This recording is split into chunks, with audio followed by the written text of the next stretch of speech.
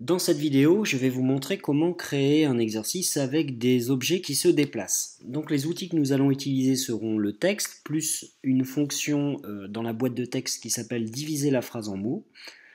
On va utiliser l'outil ligne. Je vais vous parler de la fonction accrocher à la grille et enfin la fonction verrouiller. Alors voici un exemple d'activité qu'on peut proposer aux enfants, remettre des mots dans l'ordre pour former une phrase. Donc les enfants ici vont prendre avec le stylo les mots et les déplacer pour former une phrase. Et seuls les mots se déplacent, s'ils cliquent sur un autre objet, ça ne se déplace pas, grâce à la fonction de verrouillage. Alors voici comment créer cette activité. Je prends une page vierge. D'abord, je vais créer ma consigne avec l'outil texte. Donc en rouge, gras souligné, c'est parti. Donc c'est remet les mots dans l'ordre. Mots dans l'ordre, voilà. Alors, je rappelle que si vous cliquez ailleurs, vous créez une autre boîte de texte. Et lorsque vous voulez modifier votre texte déjà existant, quand vous cliquez dessus, ça ne fonctionne pas. Pour modifier votre texte déjà existant, vous devez reprendre l'outil de sélection, donc symbolisé par la petite flèche du curseur. Voilà, et vous allez cliquer sur votre objet, puis faire un double clic. Et là, il va comprendre que vous voulez le modifier. Donc par exemple, ici, je vais modifier en rajoutant pour former une phrase. Voilà, et je vais changer la largeur. Donc maintenant, pour éviter que ma consigne ne bouge, je vais cliquer dessus et utiliser dans ma barre d'outils contextuelle en bas le petit cadenas qui veut dire verrouillage d'objet. Donc je clique, hop, l'objet est verrouillé. Donc maintenant, lorsque je le déplace, il est verrouillé. Donc si je veux enlever le verrou, il faut faire l'opération inverse, cliquer dessus, appuyer sur le bouton, et là, je peux à nouveau la changer de place. Tout simplement. Alors, la deuxième chose, maintenant, créer les mots. Alors, plutôt que écrire les mots un par un, je vais écrire la phrase en entier. Donc, le chat est un animal domestique. Voilà, par exemple. Je sélectionne ma phrase. Puis ensuite, je vais utiliser ce petit bouton diviser la phrase en mots. Je clique et j'obtiens maintenant une phrase qui a été coupée parfaitement en mots. Voilà, donc c'est une façon très rapide de couper une phrase en mots.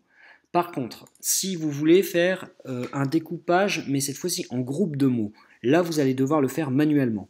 Alors imaginons que vous vouliez écrire le chat, plus loin, et plus loin, un animal domestique. Donc 3 groupes de mots. Alors vous avez 2 façons de faire. Soit vous tapez le chat, vous cliquez ailleurs, vous tapez la suite, et enfin un animal domestique. Donc voilà, vous avez cette façon de faire. Puis après, vous en avez une autre, c'est tout simplement de taper la phrase en entier.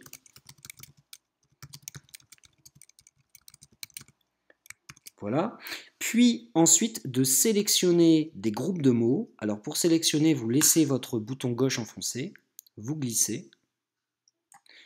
Voilà, j'ai lâché le bouton, j'ai fait ma sélection. Maintenant, j'appuie à nouveau sur mon bouton gauche et je vais glisser sur ma page blanche pour lui dire dépose-moi le groupe le chat. Je lâche et hop, il m'a fait un double du mot. Donc, par exemple, un animal domestique, je prends l'ensemble, je le dépose à côté et hop, j'obtiens le groupe un animal domestique. Donc vous avez cette façon de faire également.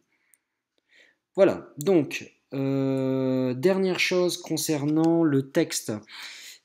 Alors je vais effacer en cliquant sur la petite croix, effacer. À ne surtout pas confondre avec la croix blanche sur un rond rouge qui est faite pour quitter le logiciel. Donc je clique sur effacer. Alors dernière chose, si jamais vous avez un texte qui est déjà dactylographié, déjà tapé dans un traitement de texte. Donc je vais le faire devant vous. Je vais prendre le bloc-notes tout simplement. Imaginons que vous ayez un texte déjà tapé dans un document OpenOffice, un document Word. Voilà. Donc plutôt que retaper votre texte, vous pouvez faire un copier-coller.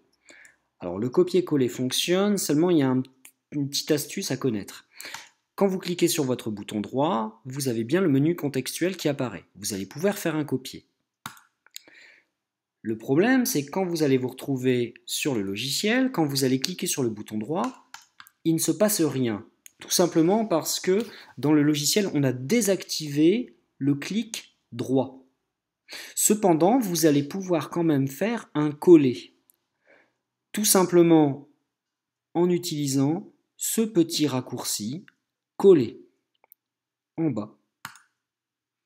Et hop, ça y est, j'ai fait un coller de mon texte. Donc si vous avez des textes déjà tapés dans un traitement de texte, eh bien plutôt qu'à retaper, vous faites des copier-coller, sachant que le coller se trouve ici. Alors évidemment, les contrôles clavier fonctionnent, les raccourcis clavier fonctionnent. Hein. Si vous faites CTRL V au clavier, ça fonctionne également. Donc voilà, mais ne cherchez pas un menu contextuel en cliquant sur le bouton droit de la souris, ça ne fonctionne pas. Voilà. Alors je supprime ça. Donc maintenant, pour faire une ligne, je vais utiliser l'outil ligne qui est ici. Alors, lorsque je clique sur l'outil ligne, dans ma barre d'outils contextuels en bas, je peux choisir la couleur, donc par exemple du bleu. Hop, donc vous voyez, on me proposait 5 couleurs et je peux personnaliser ces 5 couleurs par défaut en cliquant sur la petite palette. Voilà. Voilà, donc j'ai du bleu. Je peux choisir l'épaisseur de ligne. Vous voyez, on propose différentes épaisseurs. Allez, je vais prendre une grosse épaisseur. Je peux choisir la transparence de la ligne. Bon, là, ce n'est pas une option qui m'intéresse pour ce que je veux faire. Je peux choisir si, à la fin de ma ligne, je vais avoir une flèche, un point, ou au début de ma ligne, une flèche, un point. Donc là, ça ne m'intéresse pas. Et je peux choisir le style de tiret. Donc vous voyez qu'ici, j'ai déjà l'aperçu du trait que je vais faire. Ce sont des petits points. Donc là, je vais choisir par exemple des petits tirets. Voilà ce que je vais obtenir. Bon, c'est un peu gros, je vais quand même diminuer. Voilà. Alors maintenant, ça c'est mon outil ligne. Quand je vais faire ma ligne, le problème c'est qu'il est, parfois un petit peu compliqué de faire un trait droit. Alors je vous montre ce qui se passe, c'est quand je vais faire un trait, c'est un peu au pifomètre, comme j'ai l'habitude de dire. Donc, pour faire quelque chose de droit, on va utiliser un outil très très pratique. Alors, j'annule mon action. Lorsque vous prenez l'outil de sélection, vous avez en bas dans la barre un outil qui s'appelle accrocher à la grille, symbolisé avec des petits points et un petit aimant. En fait, quand vous activez cette option, à chaque fois que vous créez un objet, il va être attaché à une grille que vous ne voyez pas par défaut. Cette grille est invisible. Alors, je vais vous montrer comment la rendre visible. Pour la rendre visible, il faut aller dans le menu du logiciel, donc on clique sur le petit icône menu Workspace, puis on va dans Préférences. Alors, on a une série d'onglets, et dans le premier onglet, Options, tout en bas à droite, vous avez la grille magnétique. C'est cette grille à laquelle sont rattachés tous les objets que vous allez créer, si vous l'activez.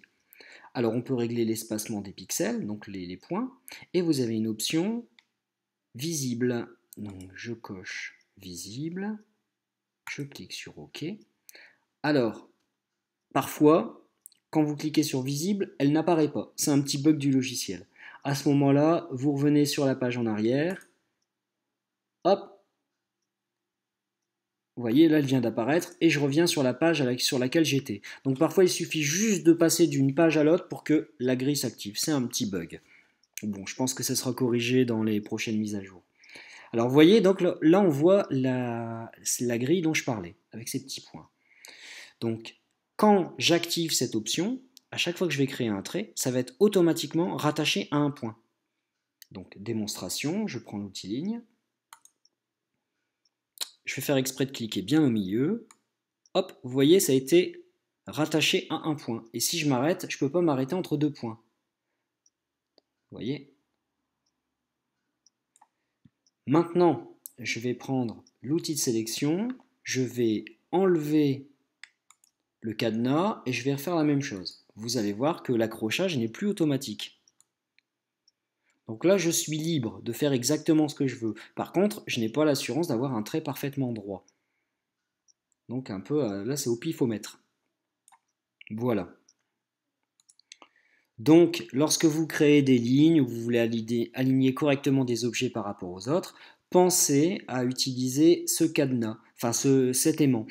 Et si jamais vous vous rendez compte que lorsque vous déplacez des objets, ils ne se déplacent pas exactement comme vous voulez, c'est peut-être parce que justement vous avez activé cette option et qu'il faut peut-être les désactiver dans ce cas-là. Donc je supprime mon objet. Alors, il me reste pour finir cette activité à verrouiller ma ligne. Donc je clique sur ma ligne et j'active le cadenas. Donc maintenant, je remets mes mots dans le désordre. Voilà, par exemple. Et mon activité est terminée. Les mots se déplacent, mais pas ma ligne ni ma consigne. Et si je veux désactiver ma grille, si je veux la rendre invisible, je retourne dans mon menu de préférence et je décoche visible. Je reviens sur ma page précédente, je reviens sur la page actuelle et hop, ça a disparu. Mais je peux toujours activer ma grille en cliquant dessus. Elle est invisible, mais elle est active. Voilà, c'est tout pour cette vidéo.